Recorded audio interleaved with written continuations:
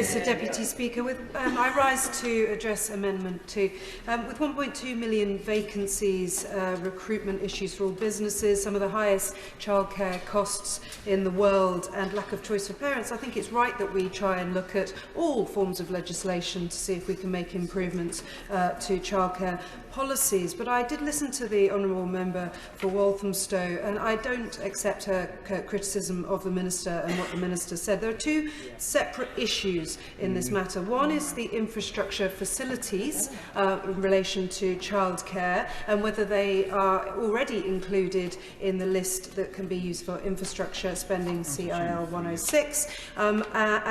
You've heard from a number of members, Mr Deputy Speaker, that it is already available in DFE guidelines, and also councils can already build and spend in that way. It's a capital spend. The second issue is whether we can make changes to the regulations to include spending on revenue effectively, so subsidising free childcare or supporting childcare places. And I think that does need a little bit more work, but I'm noted that the Honourable Member for Walthamstow, who is not in her place, took straight to Twitter to suggest that this is a government not supportive of childcare or recognising the infrastructure matters, and that is just simply not the case. So I welcome the Minister giving some clarity to these issues. More generally, the issue of housing targets, 5-year land supply and the 20% buffer, constantly thrown back at my communities when we challenge building matters. Often the government is blamed even when it's a district council matter that is being challenged. So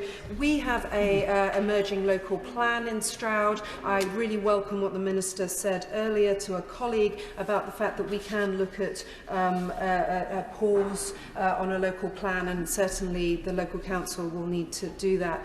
I welcome the work being done, particularly in relation to compulsory purchase and derelict properties. We have a property in my patch called Tricorn House. It's been there for 20-odd years. It's a complete blight on the landscape. It was a site for, sadly, a really tragic loss of young life there, which completely devastated his family. They have to look at this building every day and nothing happens. Owners change and we're waiting. So I will back any legislation that can help me sort out Tricorn House. But finally, what I want to say is, honourable members here, it's our job to change and amend legislation to improve it. It doesn't mean we're rebels, we're trying to take down the government, and equally my constituents are not NIMBYs because they care so deeply about their communities, and they're the ones that spot when there's a great big gas pipe running through a site that a council suddenly decided they wanted to build on. So let's stop the labelling, let's stop the nonsense, and let's actually make these changes, and I really welcome